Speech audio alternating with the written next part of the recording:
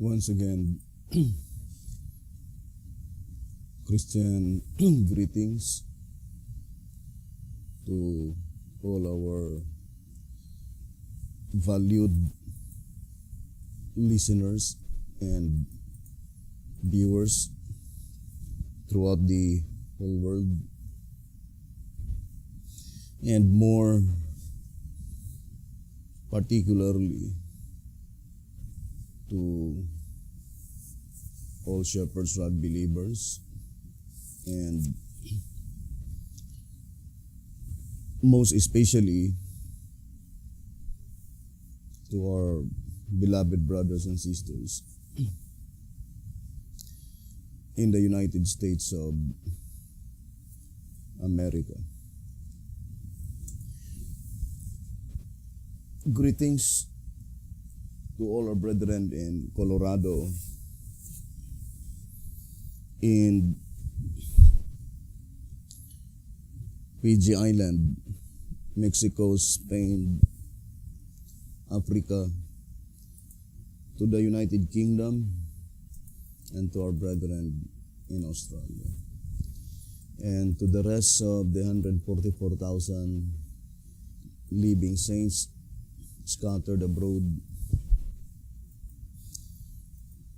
Greetings, and may the good Lord bless you, brothers and sisters. This is our episode number 11 on the subject, the day of slaughter. And hoping that we could be able to make a complete summarization of the subject.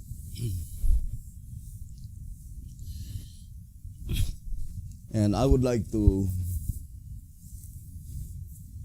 begin in three symbolic code. Number 1, page 8. Saying, therefore, as there are two separations, there is a double fulfillment of Ezekiel's slaughter. One in the church before the close of provision, and the other in the worldly churches after the close of provision, when everyone has made his decision. The unfaithful spiritual guardians, or the false watchmen of the people, are the first to fall in the worldly churches, just as the ancient men who are in the Seventh-day Adventist Church are the first to fall. Testimonies for the Church, Volume 5, page 211. This is the only explanation that will harmonize every statement on this subject found in the Spirit of Prophecy and in the Bible. And here's another statement.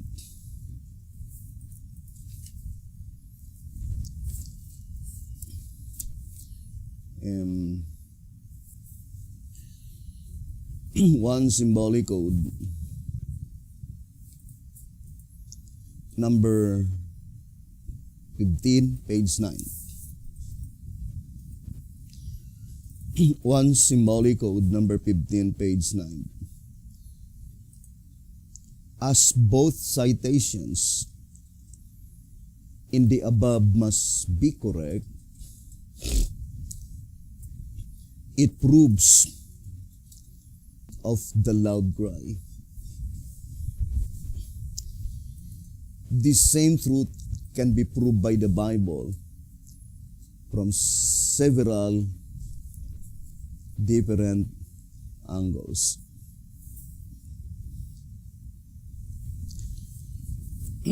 So there's another statement, and still in the old symbolic code.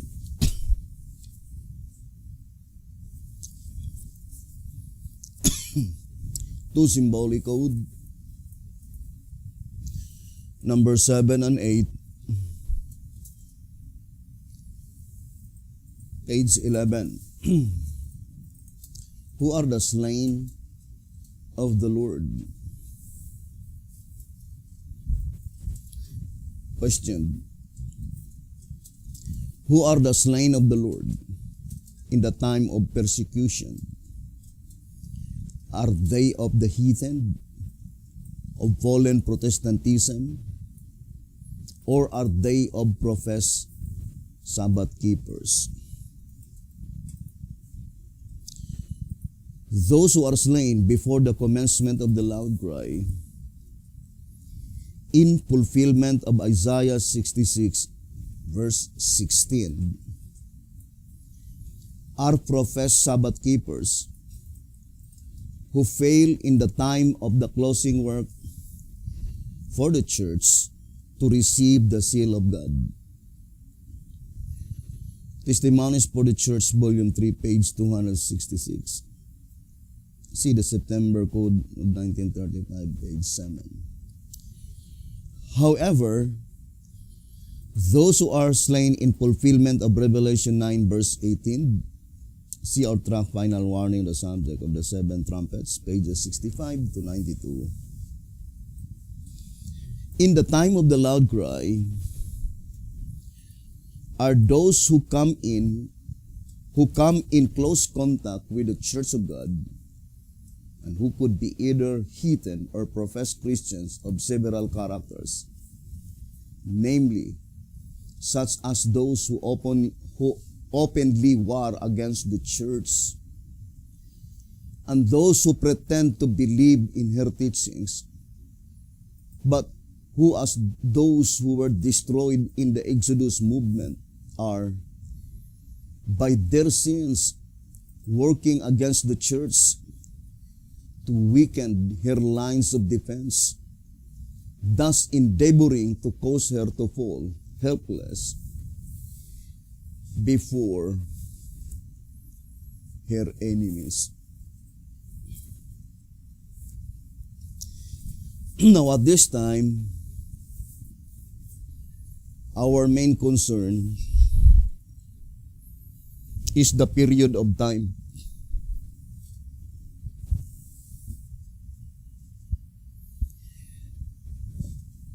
The loud cry, the slaughtering rather, before the loud cry, and the slaughtering during the loud cry proclamation. So,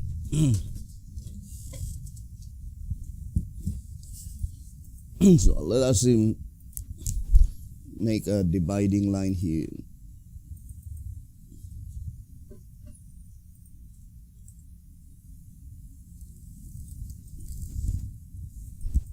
So the slaughtering here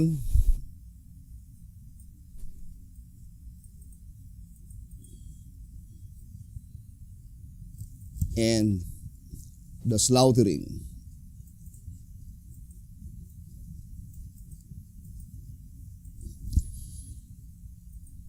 This is the slaughtering before the loud cry.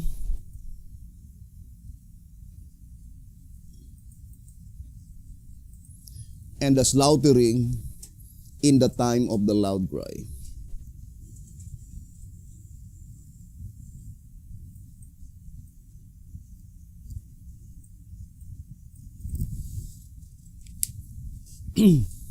But the other statement says, the slaughtering before the close of provision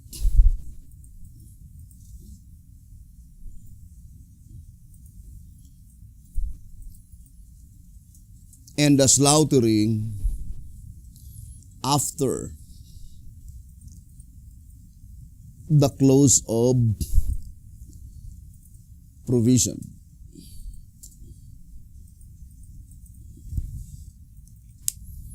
So our whole attention must be focused to the period of time.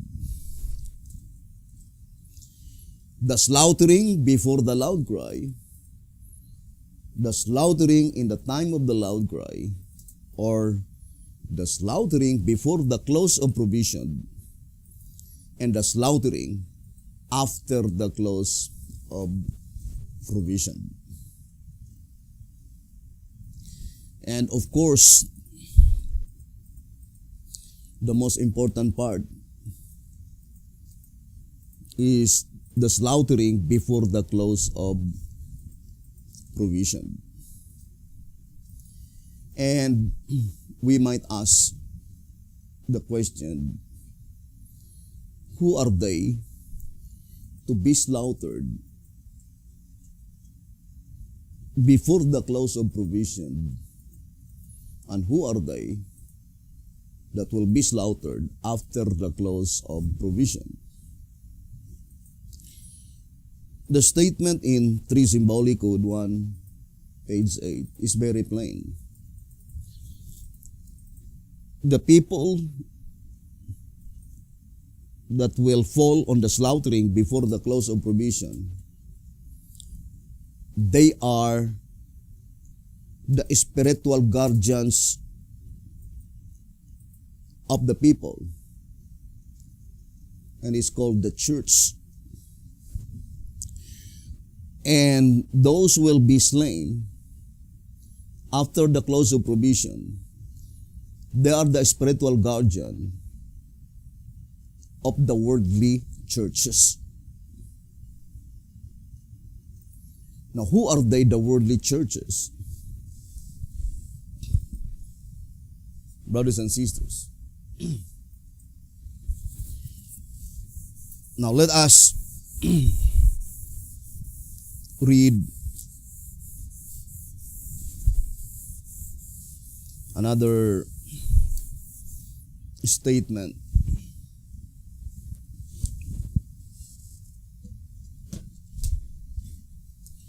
In the Shepherd's Rod, let us read 1 TG, number 3.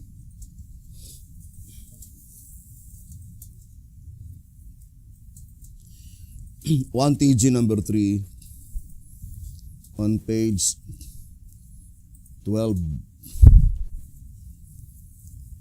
It says, the purification of the church. So it says, the purification of the church. Then the quotation is Ezekiel 9, verse 1, verse 4, and verse 9. And this is the statement given by the Shepherd's Rod. The angels have charge of the city, Jerusalem, not of the world, and not of Babylon. Even an altogether uninformed Christian knows that the terms Jerusalem, Judah, and Israel mean the church, never even as much as imply the world. They have always meant the church and always will mean the church, for that is what they are.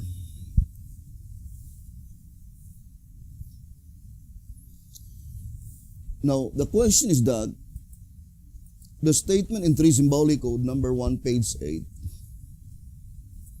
very plain. The slaughter of Ezekiel 9 has a double fulfillment.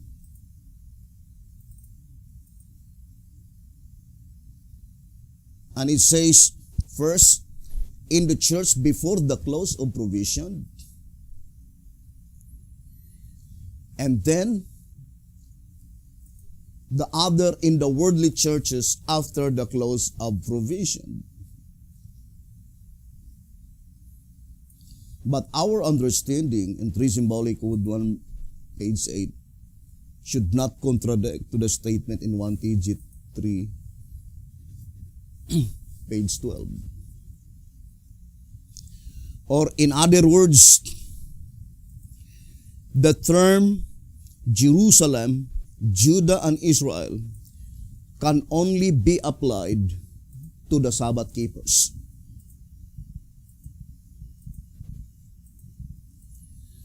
The church mentioned must be the Sabbath keepers recognized by God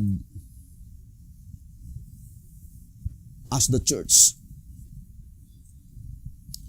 And those who will be slaughtered after the close of provision must be to all Sabbath keepers, brothers and sisters, by which the shepherd's rod categorized it as the worldly churches. According to 3 symbolic code, number 1, page 8.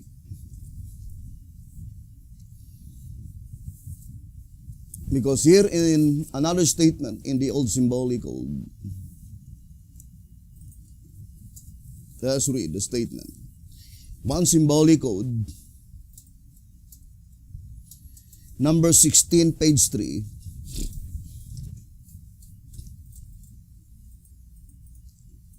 Asking the question, if Jeremiah 25 verse 31 takes place at the second coming of Christ, how can he plead with all flesh?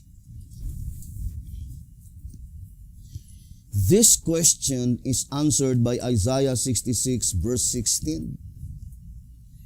For there too is stated that he will plead with all flesh. And the September number of the code, page 7, it says, proves that the Lord begins to plead with all flesh in the proclamation of the sealing message and the fulfillment of Ezekiel 9 in the church, and will end at the close of provision, when the third angel's message shall have been proclaimed in all the world, for a witness unto all nations. Therefore, by the manifestations of God's judgments, and by the preaching of the message in the time of the loud cry in all the world, for a witness unto all nations, he pleads with all flesh.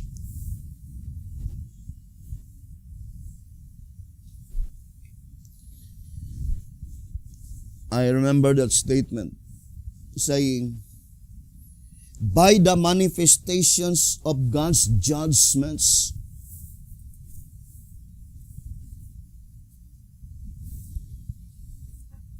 if you still remember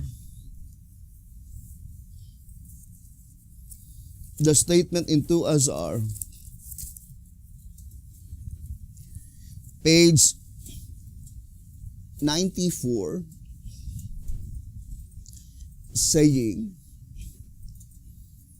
as there is no time left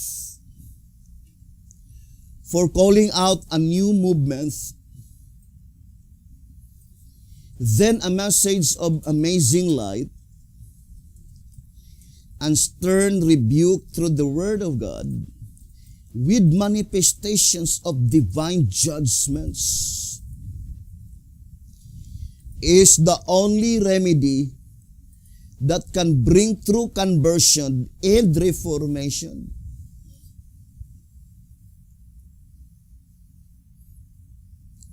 But if you will read 2 SR 185, saying, at the beginning of the judgments of God, of course, that is the time when God's judgment began to manifest. At the beginning of the judgments of God, they saw their mistake and rushed for the ark of safety. But it was beyond their reach, for they knew nothing of the message. And by the time they acquired it, filled their lamps with oil, there had been a delay. The angel had passed through the city, through Jerusalem, the church, the ceiling was finished, and provision for the church had closed. The door was shut. Thus they were left out. Then they came with these words, Lord, Lord, open unto us. But he answered and said, Verily I say unto you, I know you not. Appoint his portion with the hypocrites. There shall be weeping and gnashing of teeth. What a disappointment that will be. 2SR 185 and 186. With such a statement, I do fully believe that the manifestations of God's judgment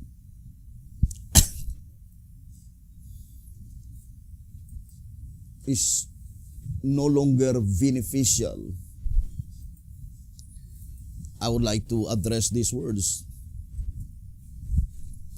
to all of us Shepherd's Rod believers.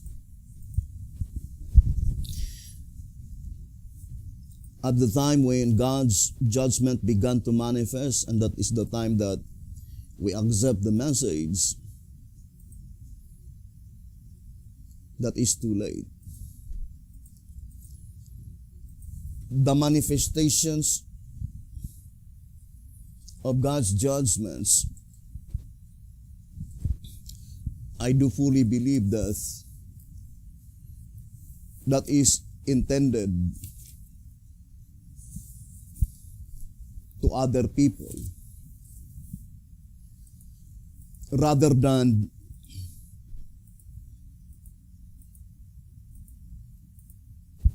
to us Shepherd's Rod believers. I remember the reading in 2 Symbolic Code number 12, page 8.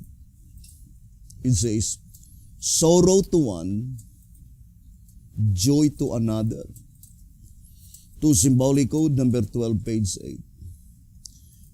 Please give us light on the following testimony, so that the people might know the time of their visitation, the time of God's destructive judgments, is the time of mercy for those who have had no opportunity to learn what is truth. Tenderly will the Lord look upon them. His heart of mercy is touched. His hand is still stretched out to save, while the door is closed to those who would not enter. Testimonies for the Church, Volume 9, page 97. The above testimony shows that God is to manifest His destructive judgments before the close of provision. The same with the statement, right, in the old Symbolic Code, 3 Symbolic Code 1 to 8. The slaughtering before the close of provision. Slaughtering is God's destructive judgments. It says here, 2 Symbolic Code number 12, page 8, the above testimony shows that God is to manifest His destructive judgments before the close of provision. For at that time He will be merciful to those who have had no opportunity to learn what is truth. His hand is still stretched out to save. Moreover, it also proves that at the same time, the doors provision had closed to those who would not enter. Brethren, apology if it is not appropriate, but I need to be honest of what I believe. I preach what I believe, and I believe what I preach.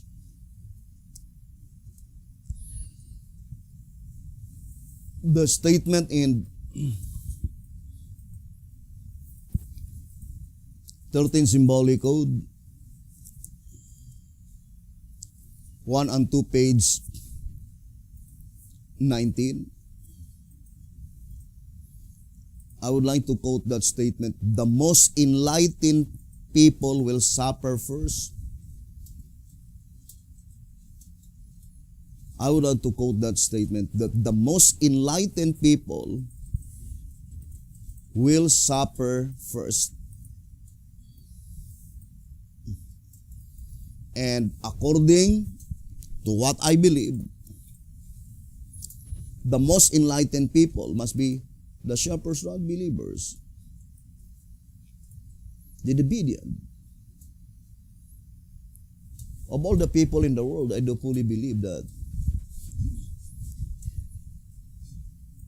we are the most highly privileged to know the plan of salvation. Brothers and sisters. And there is nothing to fear with God's destructive judgments if we are honest and faithful.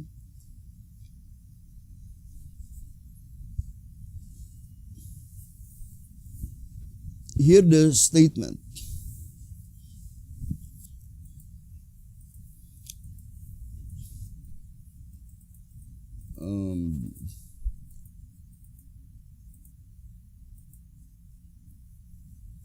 Please project that statement that God will only spare the righteous. I think the statement in track number 4 saying that anciently, when God sent judgments, some of the righteous also suffered such judgments. Here in track number 4, page 40, it says,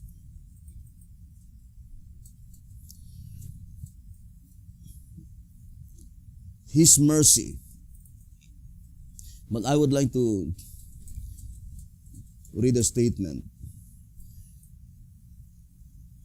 It says, the fact that the names of the children in Isaiah's vision are mercy and Lo Ammi, not my people, when representing the Old Testament period, signifies, as previously seen, that God could no longer extend mercy to the members of His church. So when He punished them by the heathen, the innocent suffered alike with the guilty. But the names Ruhamah, mercy, and Ammi, my people, show that now, in the latter day period, He will have mercy upon them by destroying the wicked only, sparing all the righteous. Track number 4, page 40. So that is the promise. And That is why the sharper's rod admonishes us to be honest with our profession. Now, I would like to read, brethren, 1 TG 24, page 12. 1 TG 24, page 12. The title of God's people, you note, is Judah. So that is the title of God's people, Judah. They are counseled to behold the messenger of God, who at the fulfillment of this prophecy brings to them good tidings, tidings of peace. The message of the kingdom of peace. Isaiah 11 verse 6 to 9. The Lord counsels them to be honest with Him, honest in their profession of faith. They are, moreover, assured that at the fulfillment of this prophecy, the destroying angels are to remove the wicked from the midst of the righteous. Thus will the wicked be raptured away and be no more.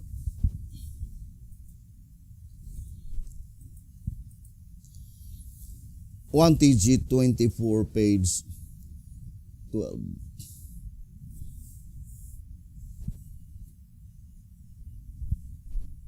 First of all, brethren, that statement by B.T. Hotep saying that God cannot save the world with a lost church. Can you project that statement? That God cannot save the world by a lost church. Timely greetings.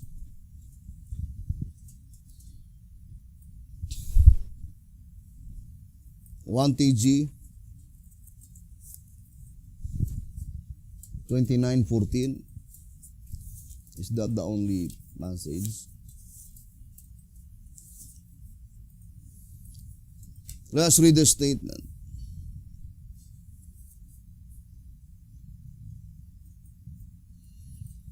One TG 29, page 14. After God's church passes through the purifying process, then it shall be clearly seen by all that a lost church cannot save a lost world. During the second Pentecost, every church member will be filled with the Spirit. And as a result, thousands will without hesitancy embrace the truth for this time. 1 TG 29, page 14. And will you agree, brothers and sisters, that God cannot save a lost church with a lost association?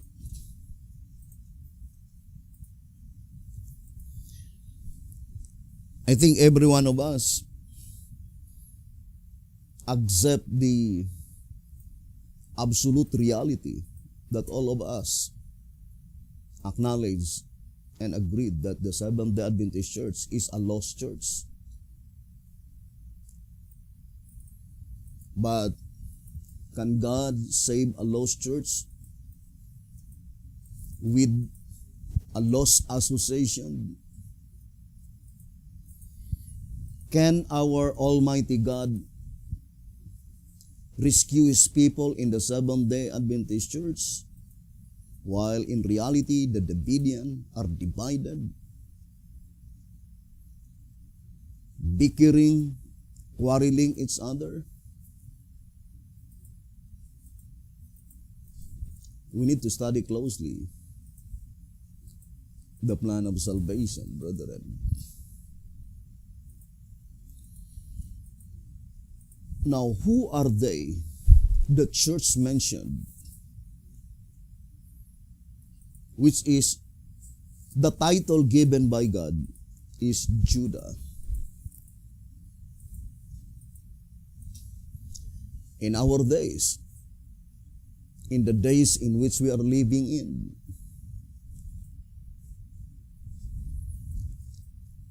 brethren,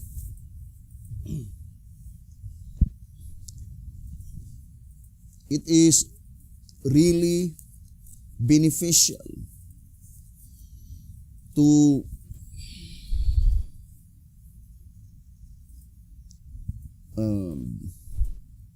follow this injunction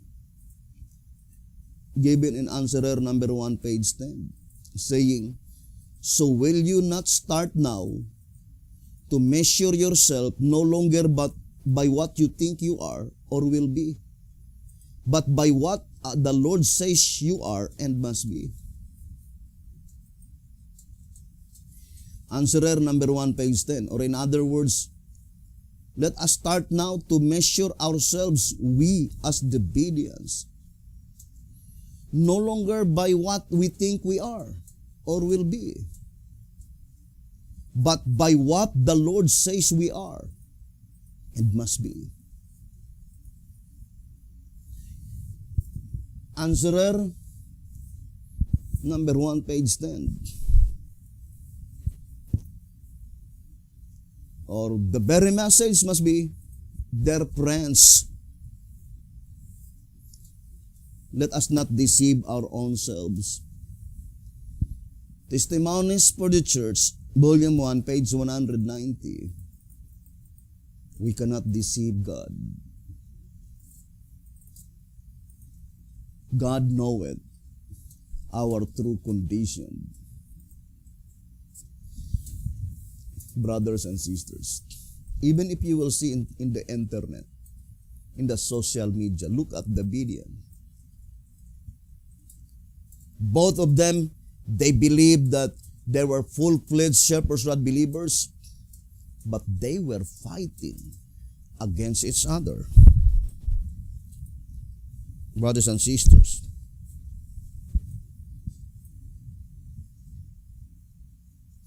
no one sees eye to eye. Now, this statement in 1 TG number 29,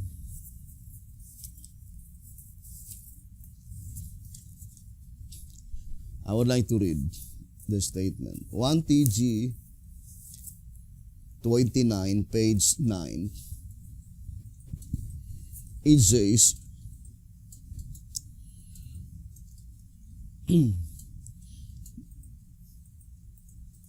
the answer to all these questions is simply this: there must be an awakening to spiritual poverty and earnestness in searching truth.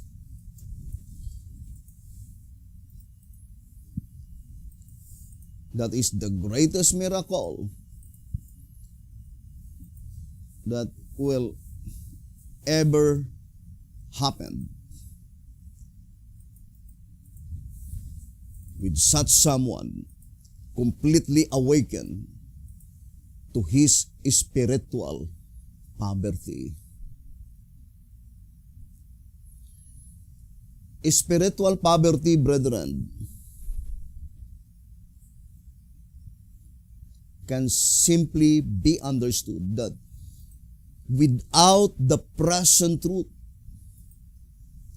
in our midst, we are in a deep spiritual poverty, because the only riches that we could have is the present truth.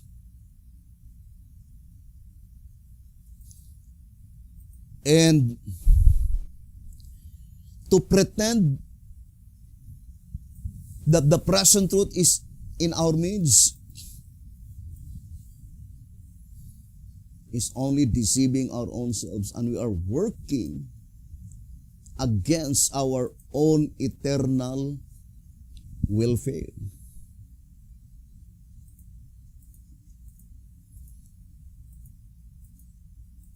So, it is better for all of us to acknowledge our failures than to evade the truth, according to 2TG number 17, page 8. It is better for all of us to acknowledge our failures than to evade the truth, for it is the truth that shall make us free.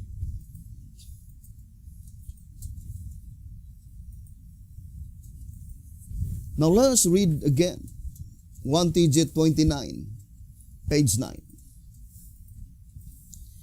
The answer to all these questions is simply this: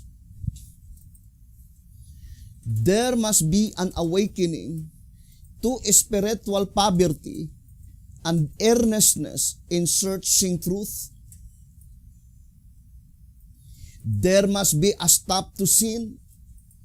There must be a sinless place and people, an ark of safety, so to speak, if we are ever to be saved from the plagues.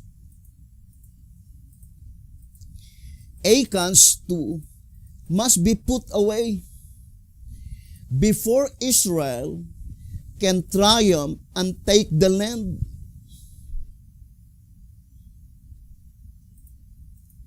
That is very plain. Acans too must be put away before Israel can triumph and take the land. God, in His wisdom, knows that it is better to destroy comparatively few enemies of truth than to lose the whole world. All the stumbling blocks must be removed.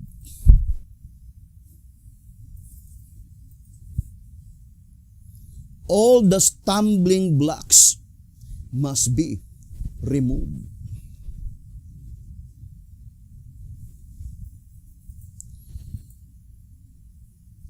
Forgive me and apology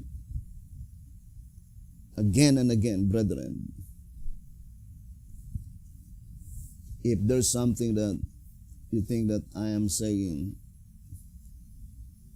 which is not appropriate to your hearing or is not pleasing to your ears. But the feeling of beating hearted is the same feeling that I really feel. Brothers and sisters, I would like to read to you the statement of beating hearted. And timely greetings.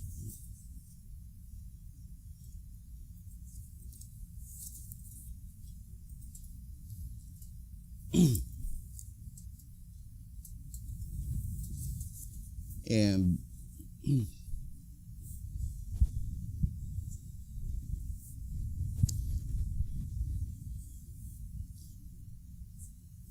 here B.T. Hodder says in where is that statement? 1TG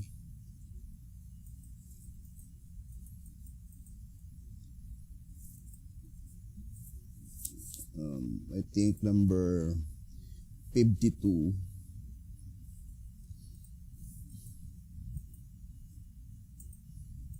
Where B.T. Hodder says, page 21 and page 22. Let us read the statement. It says, do you, brother, sister, actually comprehend, actually realize the crisis as outlined here? Do you see the production that the selling message is to be resisted by those who foster the abominations? First, Who are they who foster the abominations? Is it the members? Or is it those who are in the leadership? Who are they? The statement, let me read. I think that is in Timely Greetings, saying, those who foster the abomination, and also in 1 SR.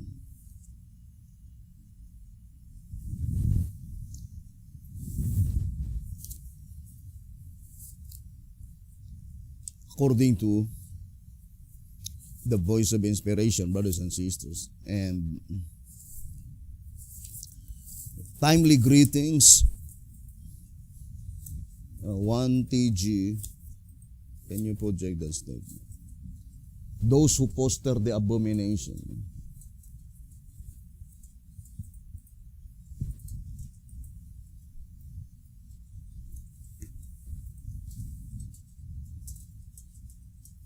I told you already.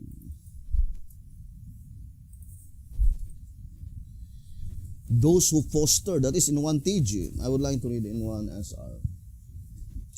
No, not listening. That is the one I'm reading, 1 TG 52:21.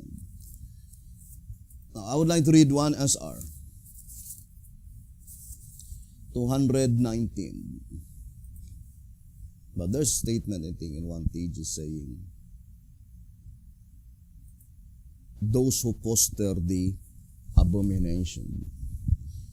It says here, in 1 SR 219 and 220, to the prophet Isaiah, this great apostasy, fostered by blind spiritual guides, was revealed, which he describes in the following scriptures. And he saw that there was no man, and wondered that there was no intercessor. Therefore his arm brought salvation unto him, and his righteousness it sustained him. Isaiah 59:16. And I looked, and there was none to help, and I wondered that there was none to uphold. Therefore mine own arm brought salvation unto me, and my fury it upheld me. Isaiah 63 verse 5. Micah, looking forward to this wholesale deception, says, trust ye not in a friend, put ye not confidence in a guide. The abominations is fostered by blind spiritual guides. Brothers and sisters, the abomination is rejecting present truth. Rejecting present truth.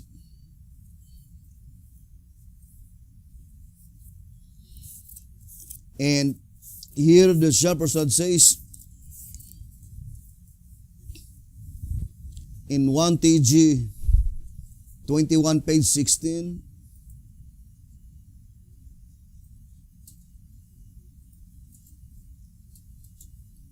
yes, there is to be a clean riddance of every sort of tale, just as anciently there was a clean riddance of all the firstborn in the households that failed to paint the doorpost with the sacrificial blood on the evening of the Passover in the land of Egypt. So shall it be at the commencement of the harvest, in the purification of the church. The angels shall smite everyone who fosters the abominations in the midst thereof. 1 TG 21, page 16. In the midst thereof,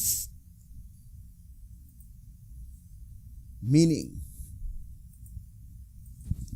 within their congregation, not outside.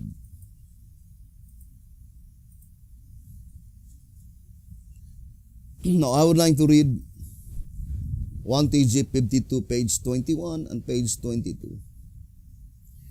Do you, brother, sister, actually comprehend, actually realize the crisis as outlined here? Do you see the prediction that the sealing message is to be resisted by those who foster the abominations? Let us distinctly separate the sealing message in the days of B.T. Hotep and the sealing message in our days. Because the statement, the sealing message, that is pertaining to the present truth.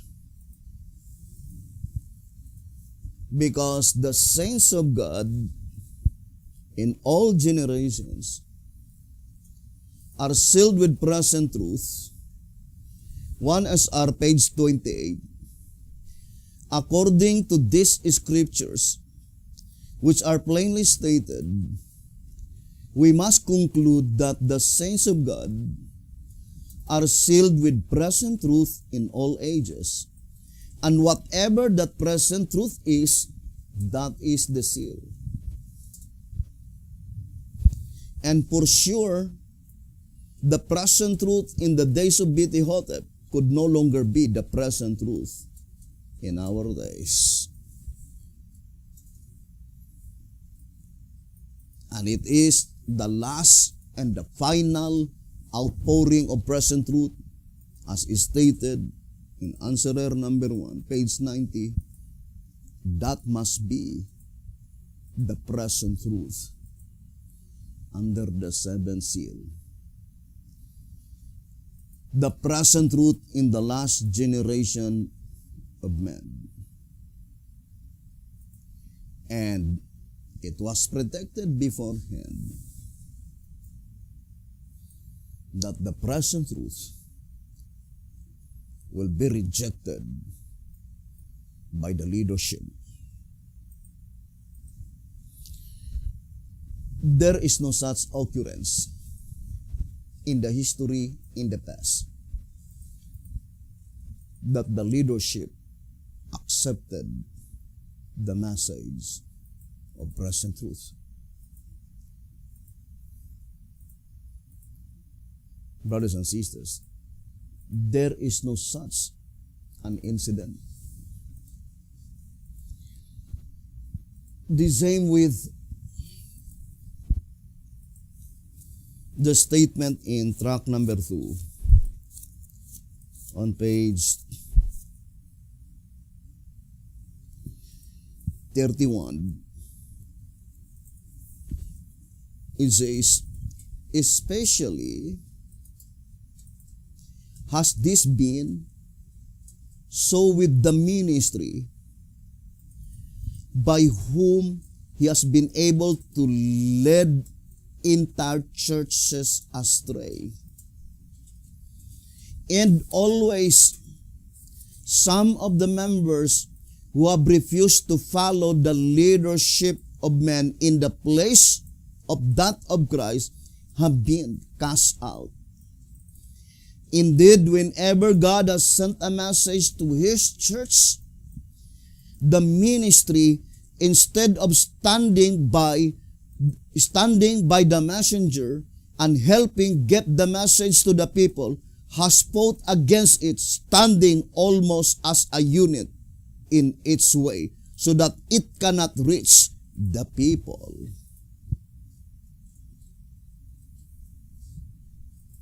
Showing how the ministry tried to put an extinguisher, brothers and sisters. So that is the reality.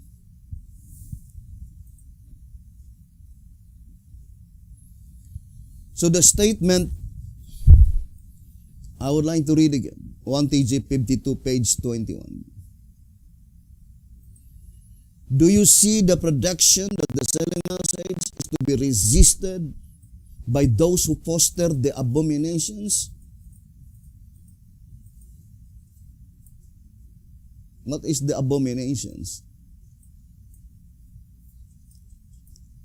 Brothers and sisters, rejecting present truth. Are you with them? I hope not.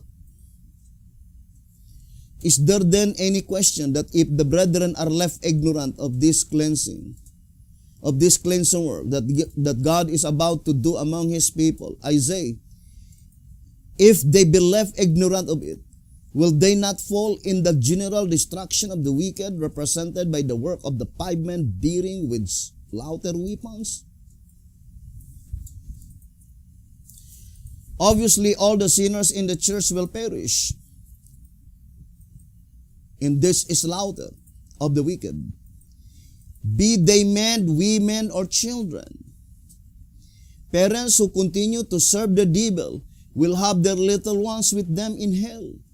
And parents who break away from abominations will have their little ones with them in the kingdom. Where do you stand? Are you with those who have the burden of this work, or are you against them? This, you see, is the decisive hour for you, for me.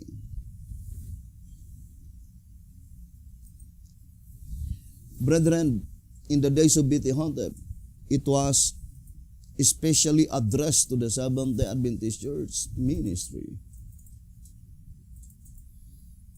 and to all the membership, because they were rejecting the present truth that had been sent by God to them through the channel of B.T. Hotep.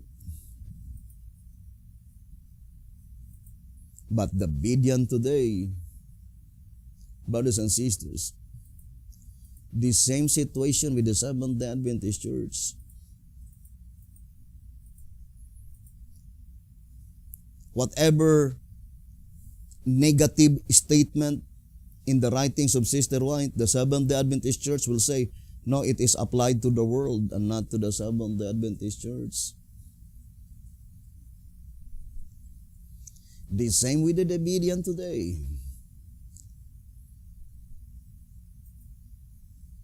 Brothers and sisters, they will say, no, that is applied to the Seventh-day Adventist Church, and it is not applied to us.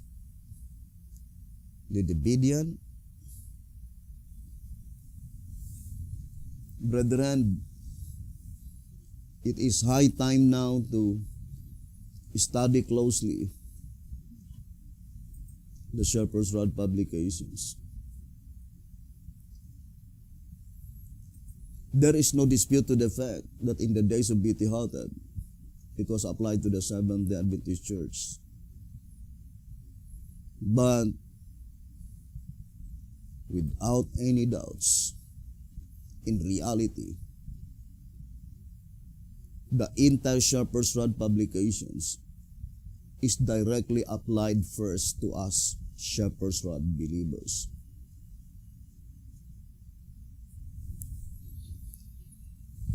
Now, for example,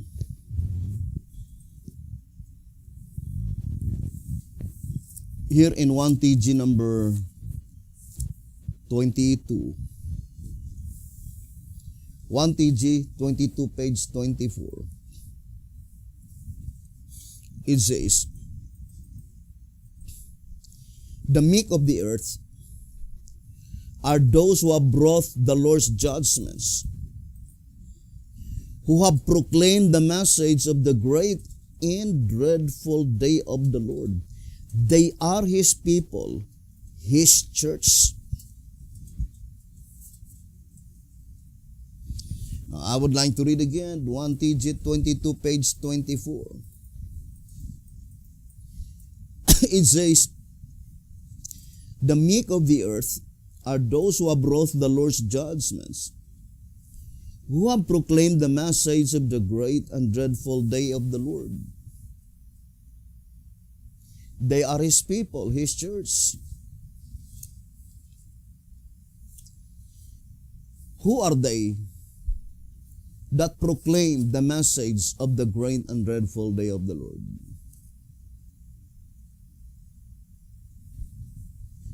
Is it the Seventh-day Adventist Church? Does the Seventh-day Adventist Church proclaim the message of the great and dreadful day of the Lord?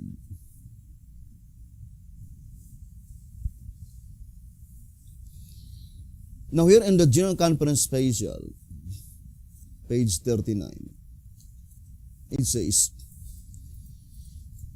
the judgment for the dead, furthermore, is not the message of the great and dreadful day.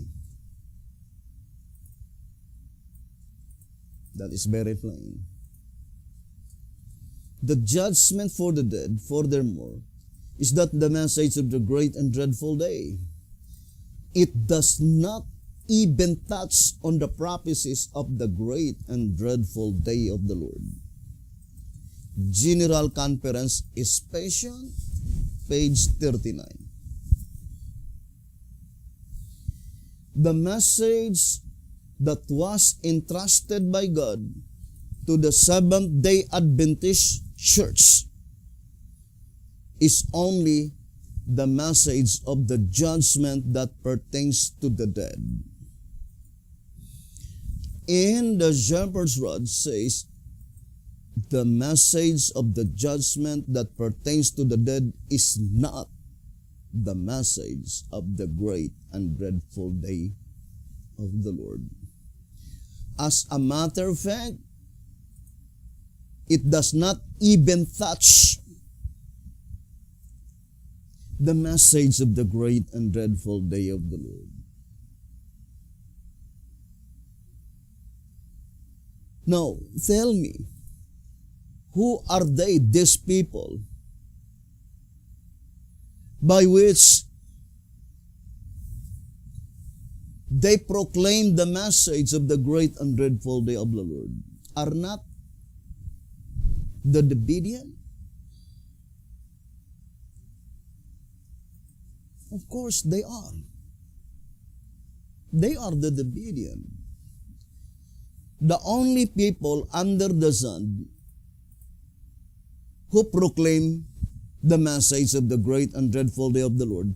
Because the message of the great and dreadful day of the Lord, I think that is found in Jezreel letter. That is the Shepherd's Rod publications.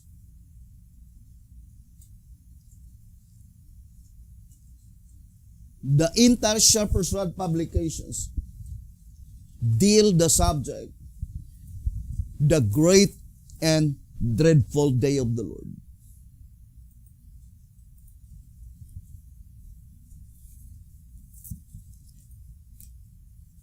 I think that is in Jezreel letter, if you could find that statement.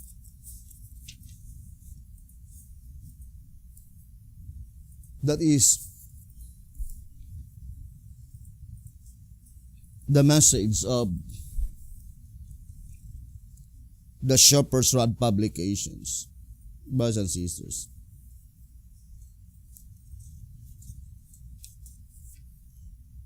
The only publications that the great and dreadful day of the Lord.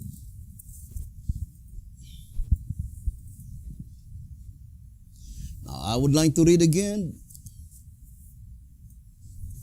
1 TG 22, page 24. The meek of the earth, hoping that we are among the meek of the earth, supposed to be the true Davidian,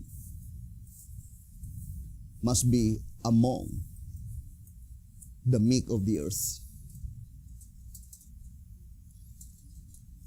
Because here in 1 TG 41, page 24 and 25,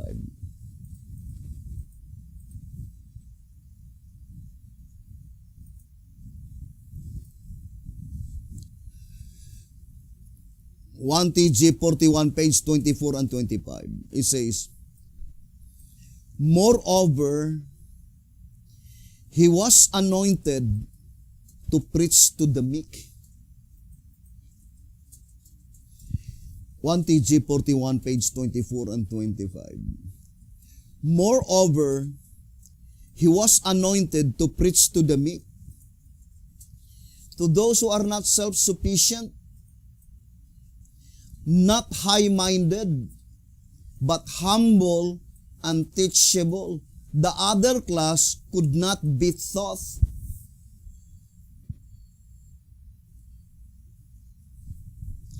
Now, whether you believe it or not, but I fully believe that that is the reality. That among shepherd's rod believers, there are two classes. The meek, humble, and teachable. But the other, the Bidian, cannot be taught. They were so proud.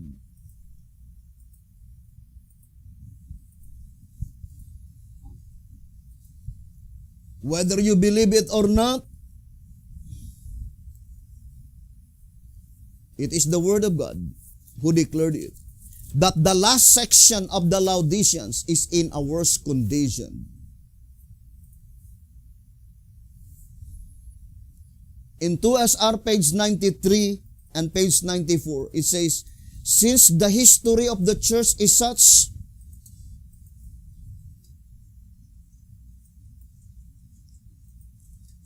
you see, the history of the church is such, and the last section, it says, Laodiceans is in a worse condition. If you will pay attention to grammar, the word worse is an adjective in comparative degree. Because adjective has 3 degrees of comparisons. Positive degree, comparative degree, and superlative degree. The positive degree of the word worse is bad. The comparative degree is worse. W-O-R-S-E. But the superlative degree is W-O-R-S-T. Superlative degree is used to compare at least 3 or more than 3. But the comparative degree is used to compare only 2 objects. Therefore, grammatically, comparing the 2 sections of the Laodiceans, the first section is because the word Laodicean meaning Laodiki, people declaring judgment. Answerer number 1, page 11. That's what it means by the word Laodicea. People declaring judgment. So the first section of the Laodiceans are the people who declare the judgment that pertains to the dead. But the second section, they are the people declaring the judgment that pertains to the living. And they are in a worse condition. The condition of the Seventh-day Adventist Church is bad. But the condition of the Bidian is worse.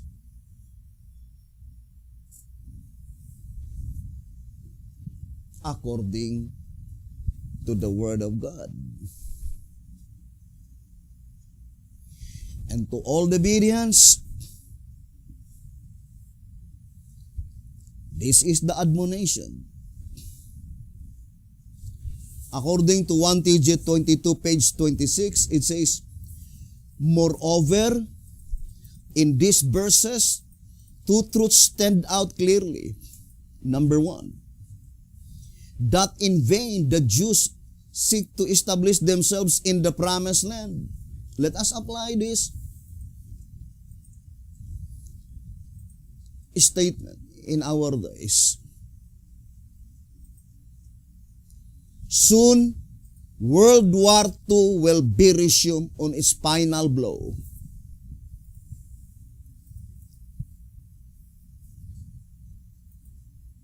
And that is the very statement in 13 Symbolic Code. That when this war starts, I would like to read again, 13 Symbolic Code. 1 and 2, page 19. It says, this verse is not describing the conditions that will prevail as a result of the coming of the brightness of the Lord when He comes in the clouds. This is a slaughter from the great whirlwind of verse 32. It is from war. Why should the Lord first bring this on Judah?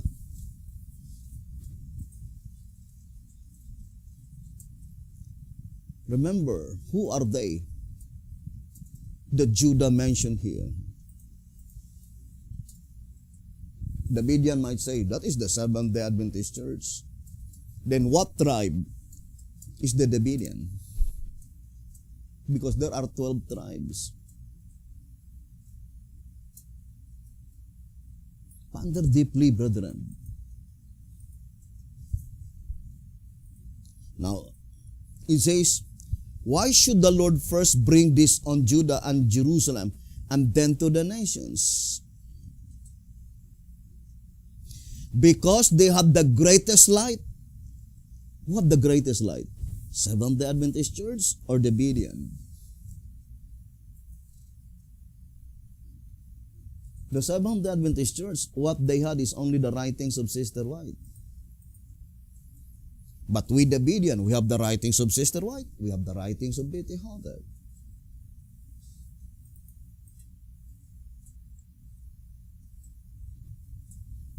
The statement given by B.T. Hotep and the Old Symbolic Code, and I fully believe that this statement is absolute reality. It says, the shepherd's rod, 2 Symbolic Code number 2, page 5. 2 Symbolic Code number 2, page 5. The shepherd's rod has led us to a greater knowledge in many Bible themes than any book we have ever had. I would like to read again only that statement. 2 Symbolic Code number 2, page 5. The shepherd's rod has led us to a greater knowledge in many Bible themes than any book we have ever had. I believe that statement. Therefore, the Davidian has the greatest light. Now let us read again the statement in 13 Symbolic Code 1 and 2, page 19. It says, because they had the greatest light, and therefore they had the least reason to be wicked.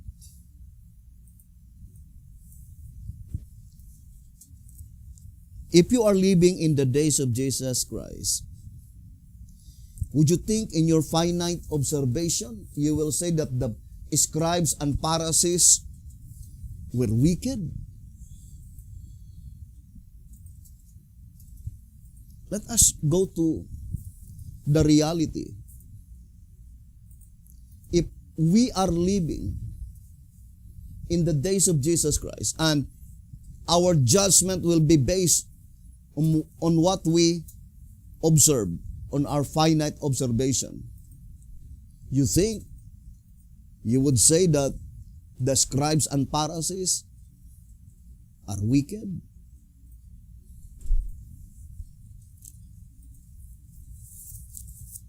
The shepherd's rod declared clearly in 2 TG.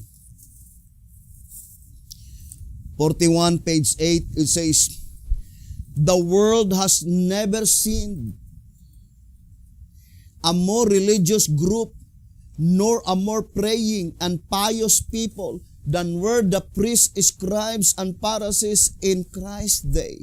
Yet, they were the very ones who protested against Christ's teachings, who spread prejudices and confusion among the people, and who keep them in darkness. Yes, they deceive a whole nation. 2TG 41, page 8. Majority of the people in the first advent of Jesus Christ, they regarded the scribes, the Pharisees, the Sadducees as the righteous people. And that is the reason that they crucified Jesus Christ.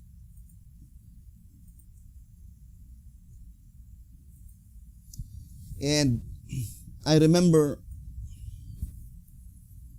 the statement in 2TG 24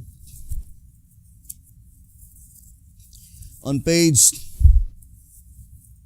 let me read to you. 2TG 24, page 21.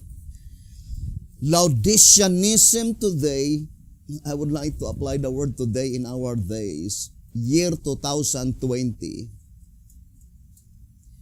Laodiceanism today, you know, is in a worse situation than any people at any other time. For by protesting that there is no need of prophets, no need of more truth, they have already rejected them, yes, actually killed them. If they expect no more truth, and if Jesus Christ himself should come with more truth, would they not crucify him also? I know that I am not making a rash statement, not exaggerating either. And I also know that the Bible will sustain me in what I am saying, else I would not say it. 2TG 24, page 21. Now, I would like to read 1TG 22:26.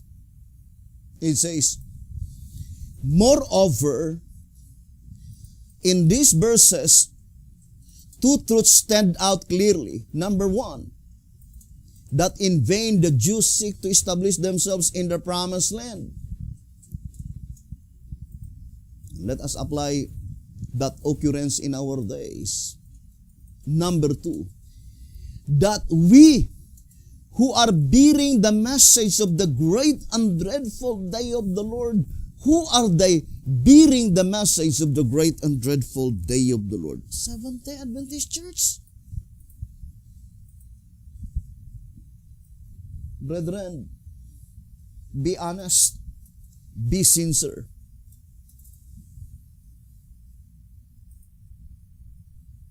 Who are they bearing the message of the great and dreadful day of the Lord?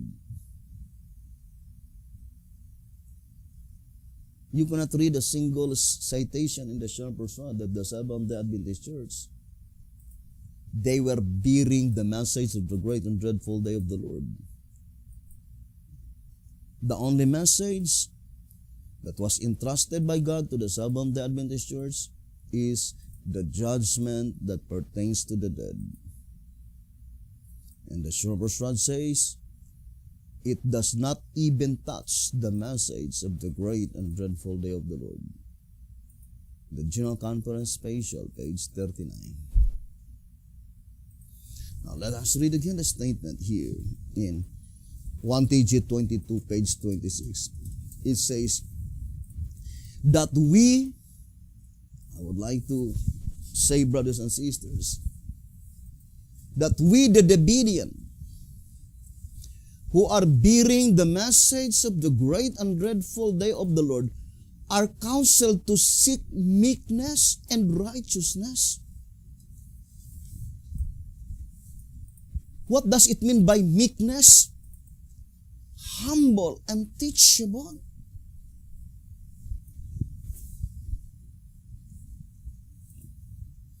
Why is it that the Midian are quarreling and bickering against each other?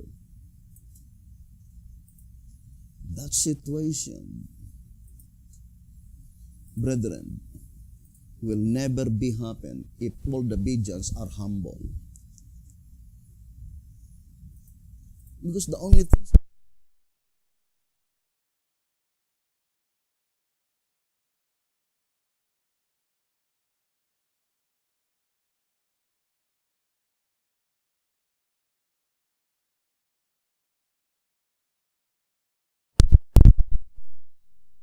kingdom someday.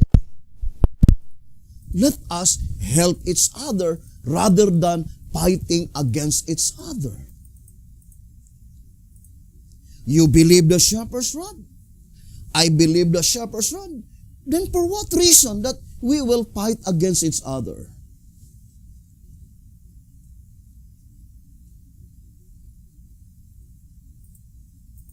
Let us study. If all of us are honest, sincere, faithful, all of us can be led by the Spirit.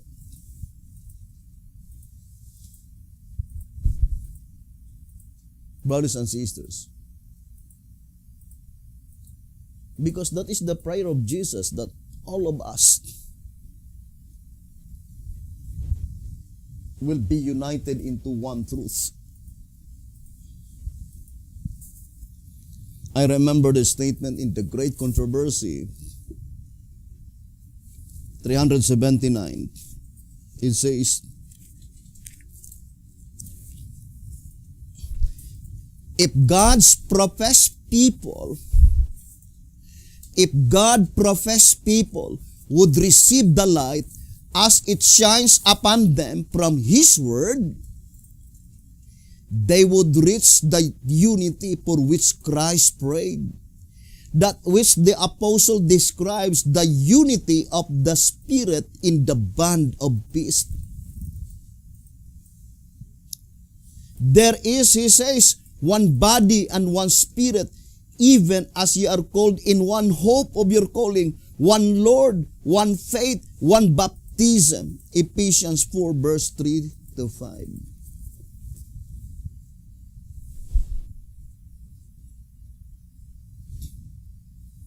But the statement in Selected Messages,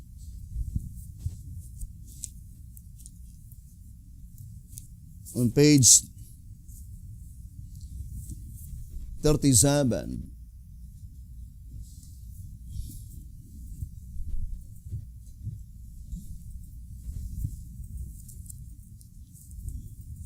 it says here, page 37, book 1, we have many lessons to learn and many to unlearn. God and heaven alone are infallible. Those who think that they will never have to give up a cherished view, never have occasion to change an opinion, will be disappointed. As long as we hold to our own ideas and opinions with determined persistency, we cannot have the unity for which Christ prayed.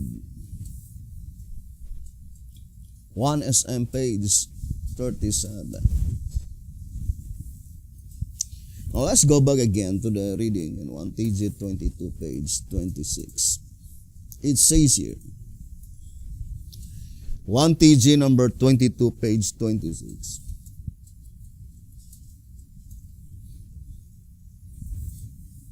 It says that we who are bearing the message of the great and dreadful day of the Lord are counseled to seek meekness and righteousness, for thus only shall we be hid in the day of the Lord's anger.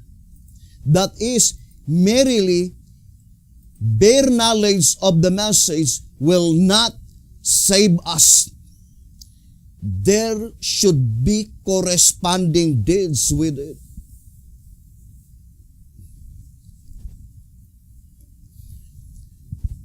And what is the corresponding deeds? To be humble, to be teachable.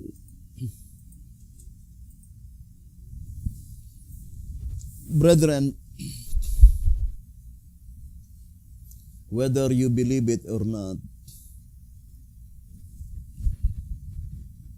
the worldly churches, I do fully believe, first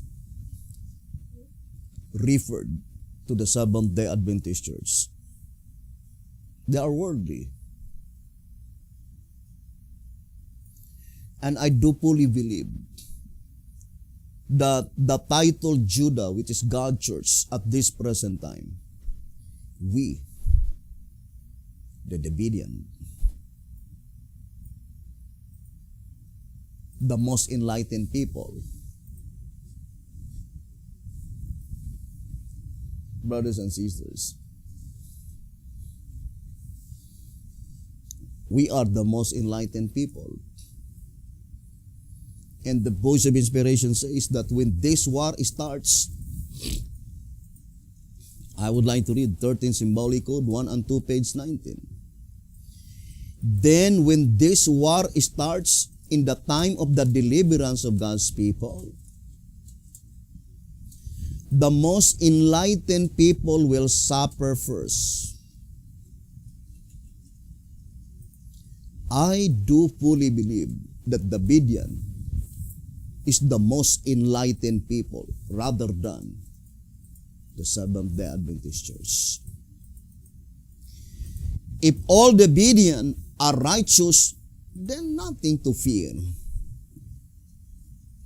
Because God will spare the righteous. God will not destroy the righteous, according to tract number 4, page 40. But,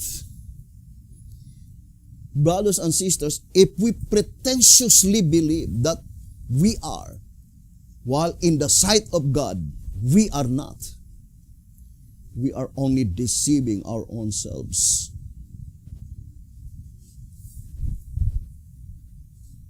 Brothers and sisters.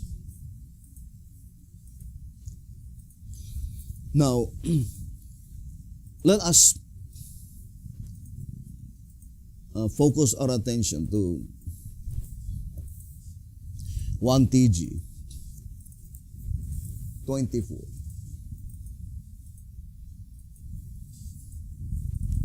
One TG 24, page 12. 1 TG 24, page 12.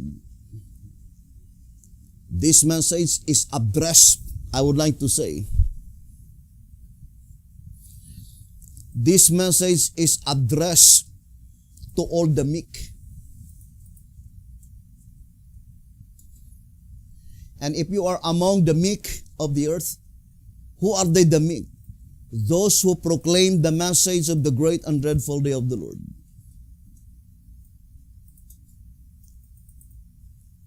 Humble and teachable. And this message is addressed to them, not to the proud and boastful. God does not need of them.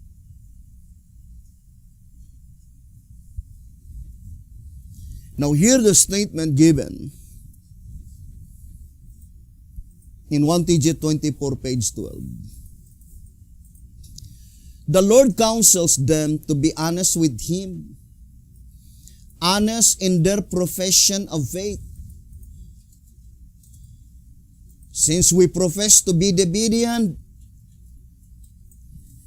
Davidian must be the most humble, the most teachable people throughout the whole world.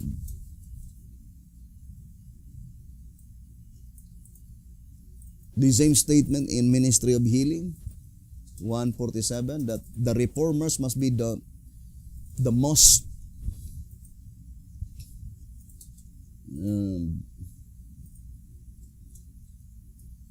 I forgot the exact words. Minister of Healing, page 147. Now, let's read again the statement here.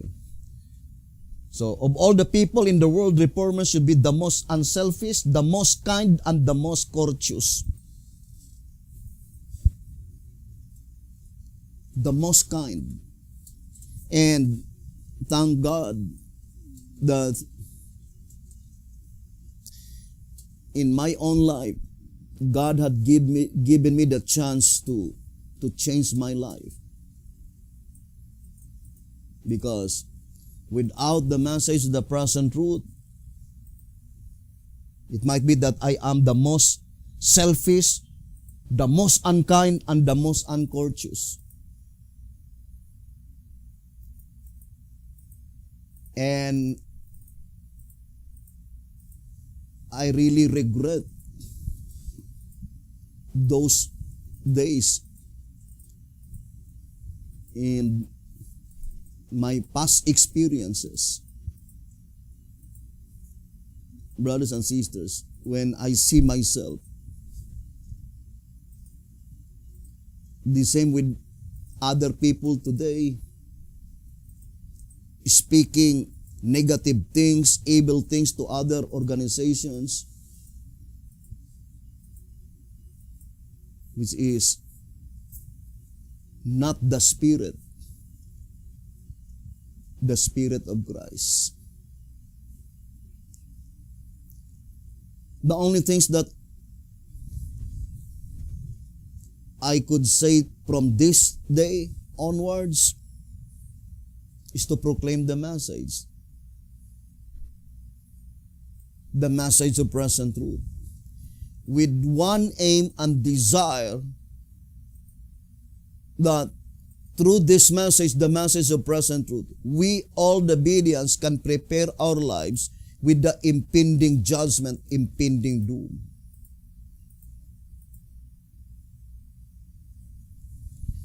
And I stand with that statement given by B.T. Hotep in 1 TG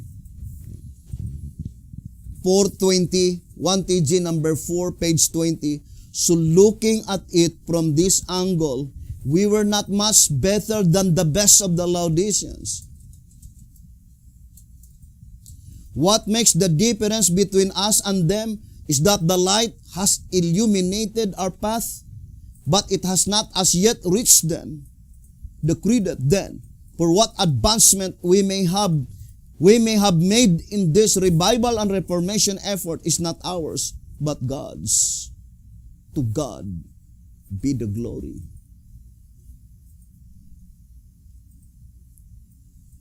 So here, brothers and sisters, in 1 TJ 24, page 12, it says, the Lord counsels them to be honest with Him, honest in their profession of faith. Who?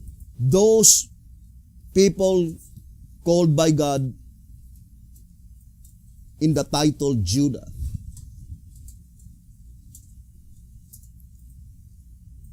And who are they that Judah mentioned here? They are the people who proclaim the message of the great and dreadful day of the Lord. And God counsels us to be honest with God. Honest in our profession of faith. They are, moreover, assured that at the fulfillment of this prophecy,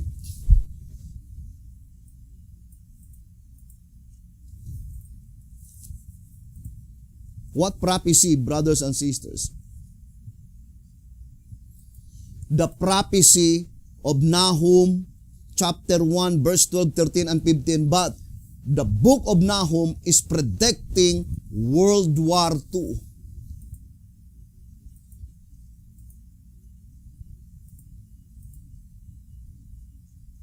They are moreover assured that at the fulfillment of this prophecy, what prophecy?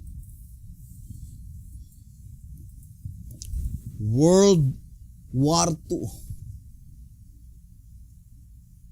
We already read in 13 Symbolic Code 1 and 2, page 19, when this war starts, the most enlightened people will suffer first.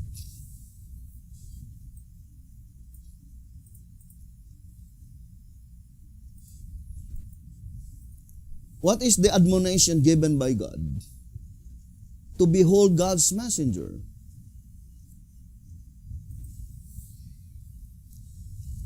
What does it mean by the word behold? Now, I would like to read first in 1 TG 24, page 17. God's people, Judah, are asked to behold the messenger of God, who at the fulfillment of this prophecy and at the time broiling with war brings them good tidings of the kingdom of peace.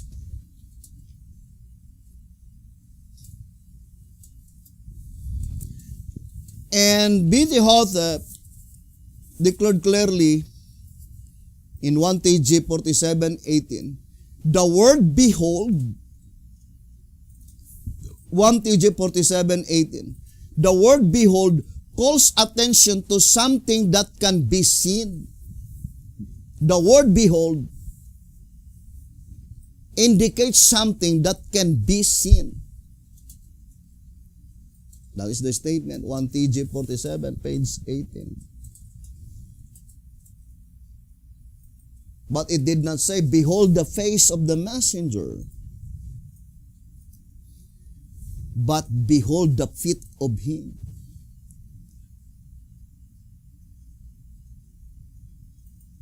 That is signifying the message. Behold the message proclaimed by the messenger.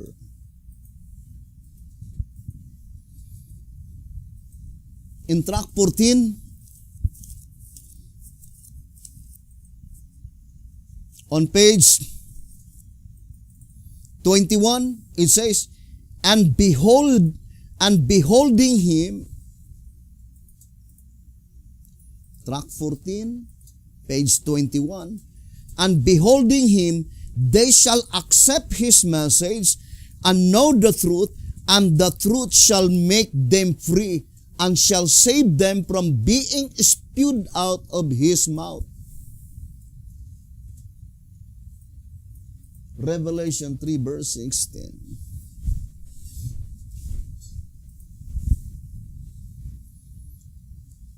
So let us go back again to the reading in 1 TG 24, page 12.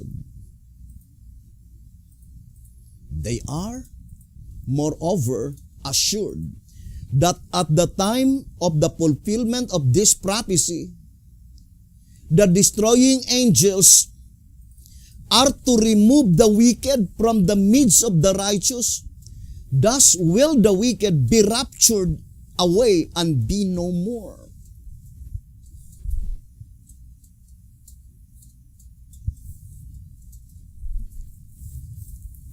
Brethren, I would like to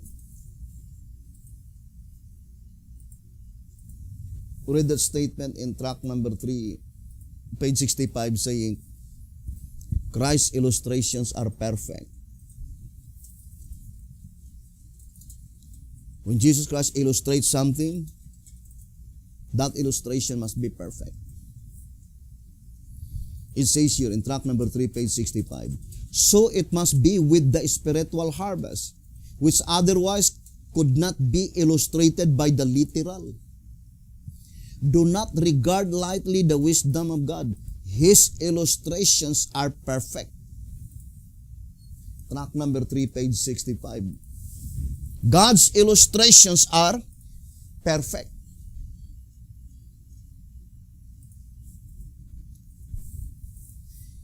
Now, I would like to read this reading in 2 TG number 16, page 21. It says, the dragon, though, is again to miss the mark. For the earth is to open her mouth and swallow up the flood. That is, inspiration definitely forecast that those who join the church for some purpose other than to follow and practice the truth, shall be disposed of by a miracle, be swallowed by the earth as it were.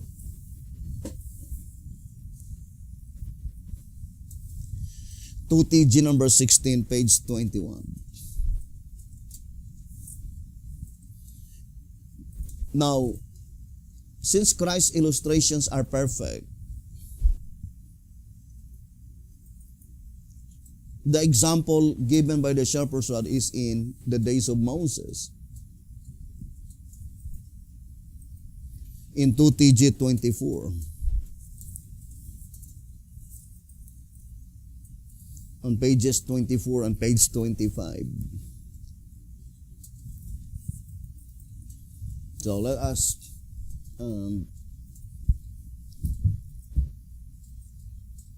study closely.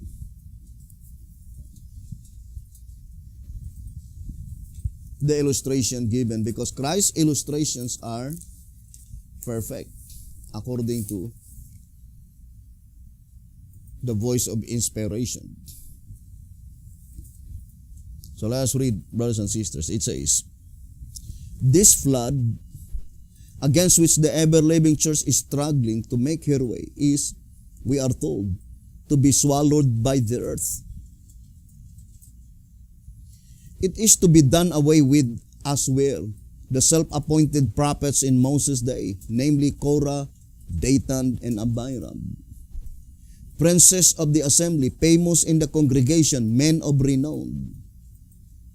Number 16, verse 2. This and all their followers and sympathizers perish. The earth opened her mouth and swallowed them up, and their houses, and all the men that appertain unto Korah, and all their goods. Number 16:32. Now let us view first the occurrence in the past. Let us read the Bible. Such occurrences.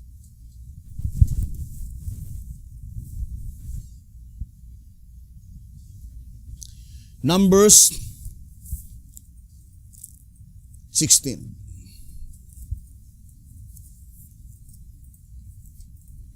So this is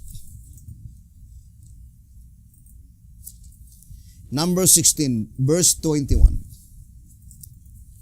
Separate yourselves from among this congregation, that I may consume them in a moment.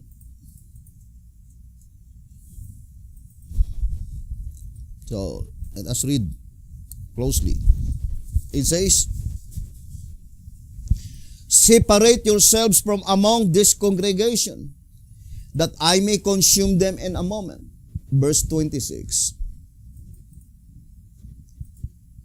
Number 16, verse 21, and then verse 26. And he spake unto the congregation, saying, depart, I pray you, from the tents of these wicked men, and touch nothing of theirs, lest ye be consumed in all their sins. Then verse 31, and it came to pass, as he had made an end of speaking all these words, that the ground clave asunder that was under them, and the earth opened her mouth, and swallowed them up, and their houses, and all the men that appertained unto Korah, and all their goods.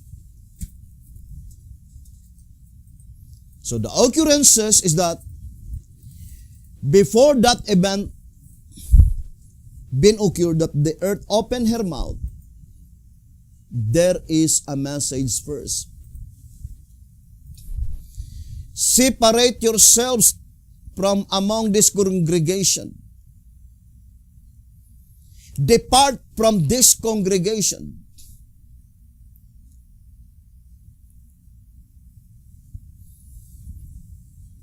Now, who are they that perished? According to 2TG 24, 24, and 25. This and all their followers and sympathizers perish. So there are three things mentioned. The pronoun this is pointing to Korah, Dathan, and Abiram. And then second, to all their followers. And third, to all their sympathizers. Perish with them.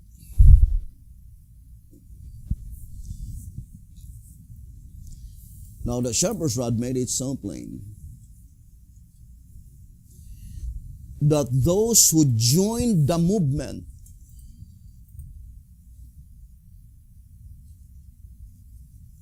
it is not so because he honestly believed that the present truth is there, but rather for some other purpose. Brothers and sisters, and the only verse that explained that situation is found in 1 TG number 5, page 17. 1 TG number 5, page 17. To say, come and rule over us because you have clothing. 1 TG 5:17. To say, come and rule over us because you have clothing is perhaps equivalent to saying, if you rule over us, you can at least give us something to wear. And this ruin shall be under your control. You can remedy the situation. The people's way of thinking and acting in this soon coming time of trouble, ruin, and adversity of all kinds clearly reveals that they are not taking God into consideration. No, not at all. They are trusting in men and goods. The goods mentioned here must be wealth, money, brothers and sisters. They hope that someone can yet remedy the situation, can save them from ruin. Thus, by their calling on men to help instead of calling on God, they are acting as if God has forsaken the earth.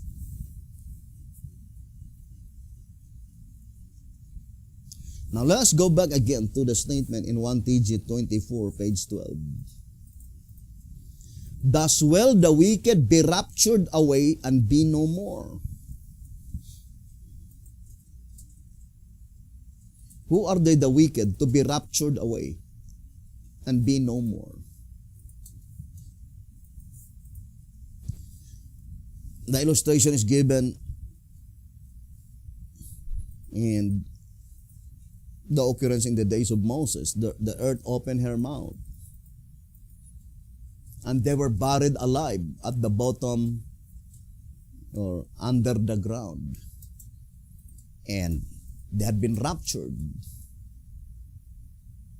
And their existence disappeared. You cannot see their dead bodies.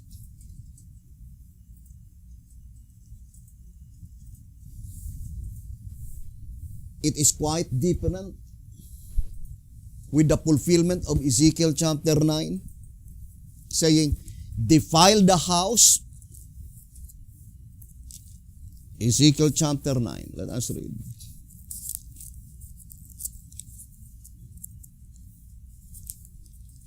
It says here,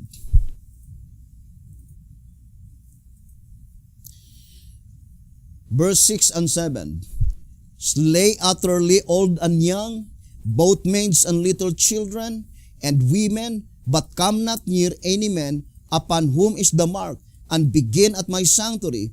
Then they began at the ancient men which were before the house. And he said unto them, defile the house and fill the courts with the slain. Go ye forth. And they went forth and slew in the city. It says, defile the house and fill the courts with slain. Dead bodies.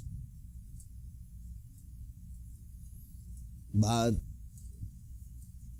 The wicked mentioned here, they had been raptured away, and be no more. Now here's our statement in 2TG number 16.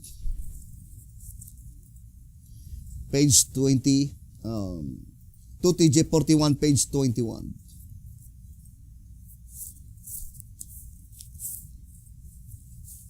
TG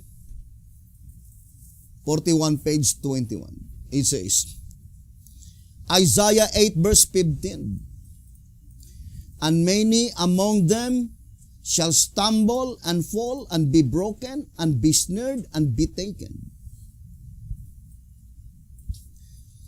And this is the commentary given by the Sharon Bershad, 2TJ 41:21. According to this scripture, many of them will find the rapture not to their liking and not according to their teaching of it.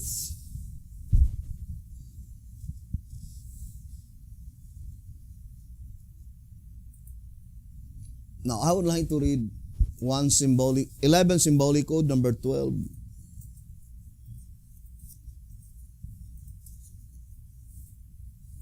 Pages 17 and page 18. It says,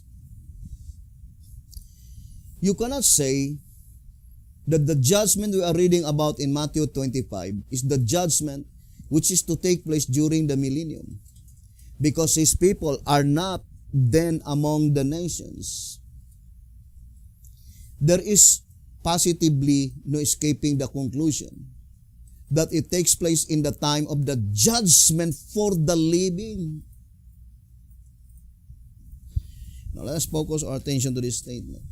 11 symbolic code number 12, pages 17 and page 18.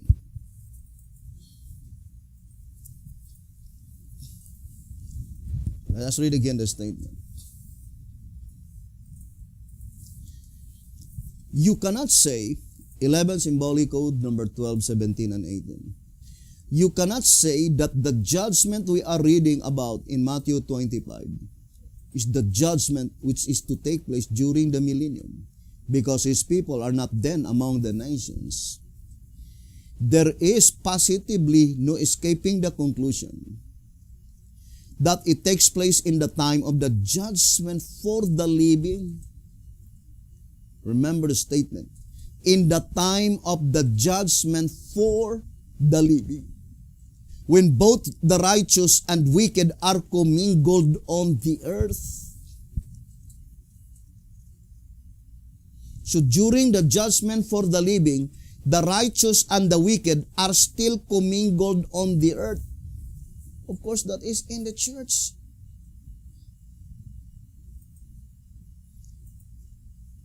And here's another proof that is an erroneous doctrine, that the judgment for the living in the church will begin after the slaughtering.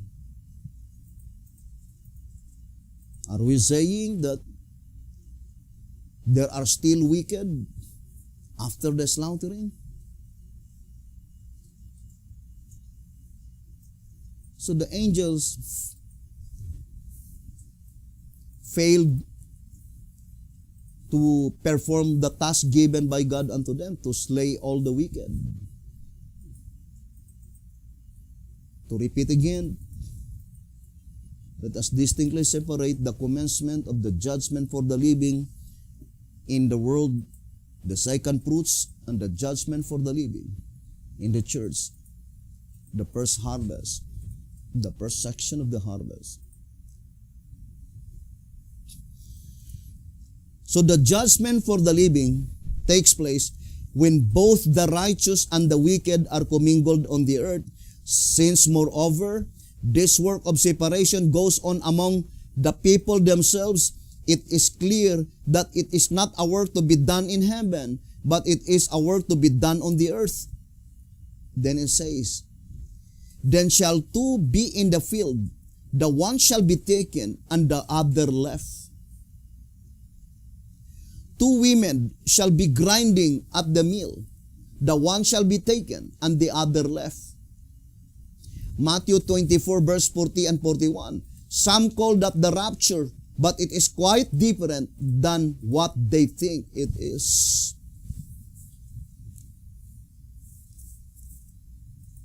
So, hear the voice of inspiration. Connect the subject in Matthew 24, verse 40 and verse 41. The statement in 1 TG 24:12 to TG 41:21, which is called the rapture, by which the clear words of Jesus Christ is very plain in Luke.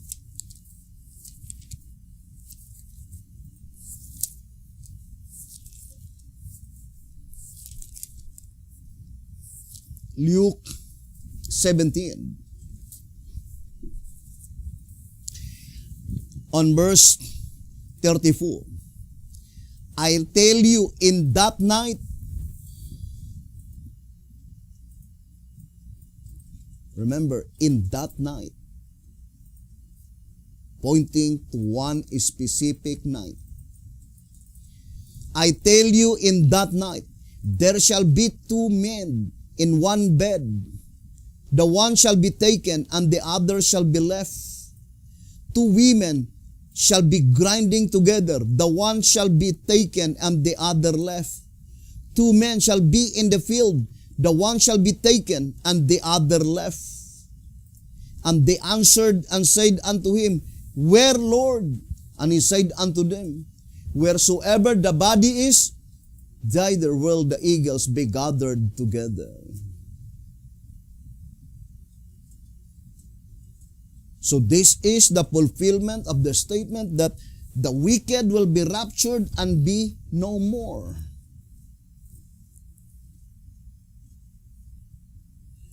Which is directly applied to the parable of Jesus Christ, saying, Gather ye together first the tares.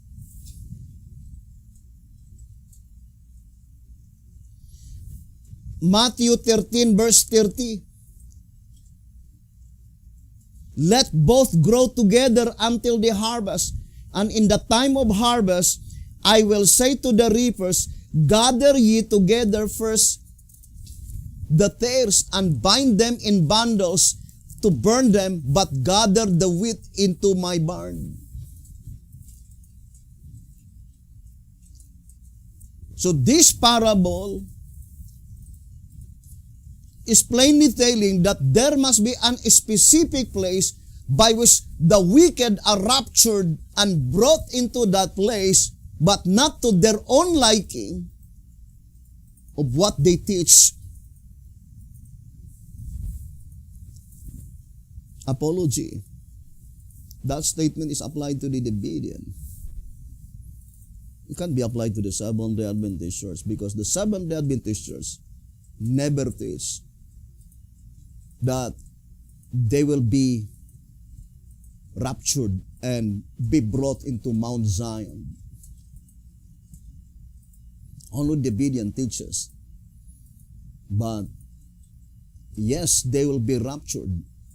Many Davidians will be raptured, but not to their own liking. They will be brought into that place.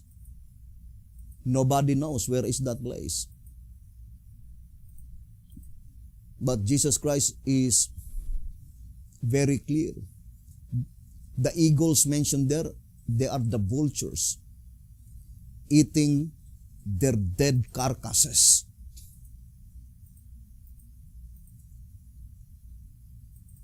So the similarity in the illustration in the past, in the days of Moses, their dead bodies disappeared. Buried in the deep of the bottom of the soil, in the ground. All of them disappeared. Unlike with the fulfillment of Ezekiel 9 verse 5 and 6 or 6 and 7, that all their dead bodies found in the church in the temple. So the very first slaughtering that will occur prior to the close of provision, prior to the commencement of the loud cry, is that slaughtering mentioned, illustrated when the earth will open her mouth.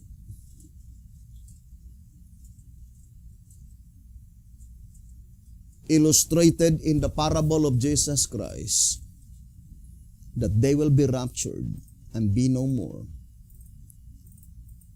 And they will be brought into the place where the vultures are gathered together, eating their dead bodies, brothers and sisters. And that is the time that the sleeping multitudes will be awakened to their spiritual insensibility. I would like to read to you this reading.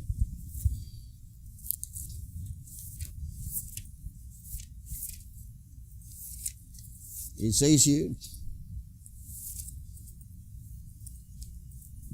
in one symbolic code, number 14, page 6, as Amos says, the habitations of the shepherd shall mourn. It is obvious that Amos' prophecy is yet future. For the word habitations, places, is in plural form, which cannot be applied to one shepherd's habitation, denomination, but to all that be in existence at that time. All. The term shepherds means, as understood, the same as the ancient men, which were before the house, the ministers. Testimonies for the Church, volume 5, page 211. Note that the shepherds are not themselves to mourn, but their habitations, their houses. That is, the membership of their churches, which fact reveals that it will be thus at the time when the sleeping multitudes in the churches awake from their spiritual insensibility and find that the shepherds whom they have implicitly trusted for their salvation had deceived all those who followed them. This is not the situation in the Seventh-day Adventist Church. Because the situation in the Seventh-day Adventist Church, it is the gates that will lament and mourn. But the situation in this prophecy is opposite. No, it is not the ministers who will lament and mourn, but it is the membership. I do fully believe that this statement is applied to all the billions.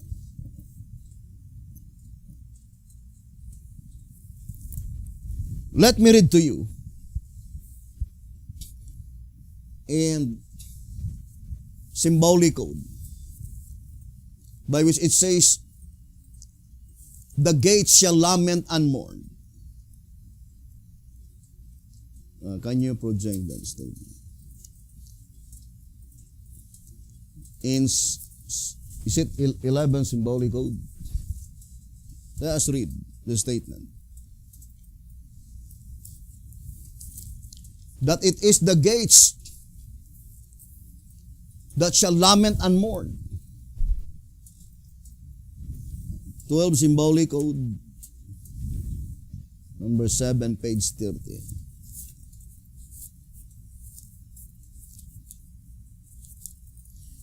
Symbolic code, number 7, on page 13. 12 symbolic code, number 6 and 7, page 13. The quotation is found in Isaiah 3, verse 25 and 26. Thy men shall fall by the sword, and thy mighty in the war. This verse places the time when the men of Zion shall fall by the sword, and the mighty in the war. Through Nahum, we learn that it is the Assyrian war that is being fought in the day these things take place. And we will also deal on finality as a summarization of the subject, World War II. The preceding verses in this chapter show that Zion is to lose her men and her mighty because her people are following after vanity. Verse 26, and her gates shall lament and mourn, and she being desolate shall sit upon the ground. Since gates are not able to lament and mourn, they must represent people, those who let others come in and go out. Therefore, they must represent watchmen, ministers. This verse says that they shall lament and mourn. So it is the ministers who will lament and mourn. And it is applied to the Seventh-day Adventist Church. But it is opposite to that prophecy in Amos chapter 1, verse 1 and 2, as stated by the Sharper's Rod. No, it is not the ministers that shall lament and mourn. How could the ministers lament and mourn when all of them disappeared? Brought into one place. The place by which, brothers and sisters, it is called the Valley of Achor.